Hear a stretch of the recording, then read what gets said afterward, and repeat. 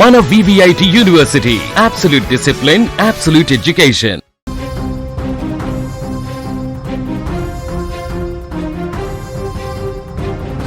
ప్రేమించాను, పెళ్లి చేసుకుంటాను, నీతోనే నా జీవితం అంటూ నమ్మబలికాడు. తీరా సమయం వచ్చేసరికి ముఖం చాటేశాడు. నమ్మినందుకు ఆ అమ్మాయికి మిగిలింది మోసం, నిరాశ. కానీ ఆమె గుండె నిబ్బరం కోల్పోలేదు, కన్నీళ్లతో వెనక్కి తగ్గిపోలేదు. తనకు జరిగిన అన్యాయానికి ఎదురు తిరిగింది. న్యాయం కావాలంటూ ఏకంగా ప్రియుడు ఇంటి ముందే మౌన పోరాటానికి దిగింది. మహబూబాబాద్ జిల్లాలో ఇప్పుడు ఈ ప్రేమ వ్యవహారం సంచలనంగా మారింది.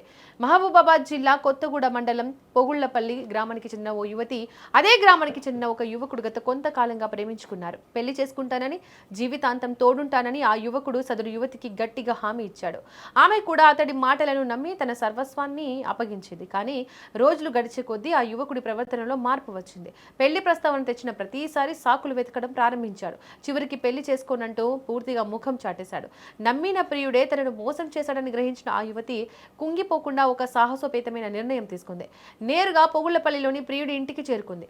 తనకు న్యాయం కావాలంటూ ఆ యువకుడి ఇంటి ముందే నిరసనకు దిగింది. నువ్వు నన్ను పెళ్లి చేసుకునే వరకు, నాకు న్యాయం జరిగే వరకు ఇక్కడి నుంచి కదిలేది లేదంటూ మౌన పోరాటం ప్రారంభించింది. ఈ యువతి నిరసనతో ఆ గ్రామంలో ఒక్కసారిగా ఉద్రిక్త పరిస్థితులు నెలకొన్నాయి. విషయం చుట్టుపక్కల ప్రాంతాలకు పాకడంతో గ్రామస్తులు, స్థానికులు పెద్ద సంఖ్యలో అక్కడికి చేరుకోవడం ఘర్షణ వాతావరణం నెలకొంది. పరిస్థితి తీవ్రమవడంతో ఈ ఘటన స్థానికంగా పెద్ద చర్చకు దారితీసింది. ఒకవైపు బాధిత యువతి తనకు జరిగిన అన్యాయాన్ని అధికారుల దృష్టికి తీసుకెళ్లాలని, చట్టపరంగా తనకు న్యాయం జరగాలని డిమాండ్ చేస్తోంది.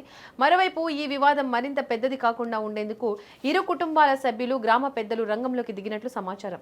సమస్యను సామరస్యంగా పరిష్కరించి ఆ యువతికి న్యాయం చేసేందుకు చర్చలు జరుపుతున్నట్లు తెలుస్తోంది. అయితే ఆ యువకుడు, అతని కుటుంబ సభ్యుల నుంచి ఎలాంటి స్పందన వస్తుందనేది ఆసక్తికరంగా మారింది. నేను జూల వంశ అనే అబ్బాయి క్లోజ్గా మాట్లాడుకుంటున్నాం సార్. జస్ట్ రిలేషన్షిప్గా మాట్లాడుకుంటుంటే భానుత్ వీరన్న మాజీ సర్పంచ్ అన్నట్టయిన ఇనుగుర్తిలా రోడ్డు కాంట్రాక్ట్ పట్టింది సార్. వంశీని అతని కింద సూపర్వైజర్గా ఉంచుకున్నాడు సార్. ఉంచుకోవడం వల్ల నేను వంశీ మాట్లాడుకునేది మాజీ సర్పంచ్ అన్నకు వీరన్నకు తెలిసింది సార్.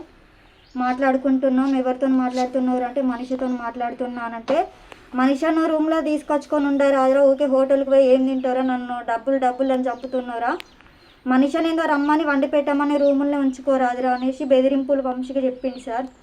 చెప్తే వంశీ నువ్వు వస్తావా, నువ్వు రావా, నీ మందాయి చావల్లా, నాకు వండి పెట్టేటోడు ఎవరు లేరు, ఇక్కడ నాతో నువ్వు ఉండాలి అనేసి నన్ను టార్చర్ సార్. వచ్చేదానిక సుతా నాకు తెలియదు సార్. నేను వంశీ రమ్మంటే నేను తొర్రూరులో నర్సింపేటలో తొర్రూరు బస్సు ఎక్కి నెక్కొండలో దిగిన సార్. దిగుడుతోనే ఈరన్న వాళ్ళ ఫ్రెండ్ వంశీ ముగ్గురు కార్లు ఉన్నారు సార్.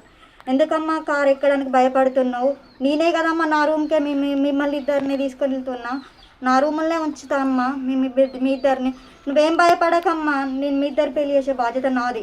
మీ మమ్మీ మీ డాడీ అవసరం లేదు, వంశీగాని వాళ్ళ మమ్మీ వాళ్ళ డాడీ అవసరం లేదు, మీ ఇద్దరు పెళ్లి చేసే బాధ్యత నాది. నేనే పెళ్లి చేస్తా, నేనే రూమ్లో ఉంచుదా, మిమ్మల్ని ఎక్కడ ఉంచాలో అక్కడనే ఉంచుదా అనేసి ఈరన్న నన్ను గట్టిగా అన్నాడు సార్. చెప్పిండు ఈరన్న బలవీటి మీదనే, ఈరన్న నమ్మకం మీదనే నేను వంశతోనే మూవ్ అయినా సార్. నాకు మాత్రం అన్యాయం చేసిండు సార్.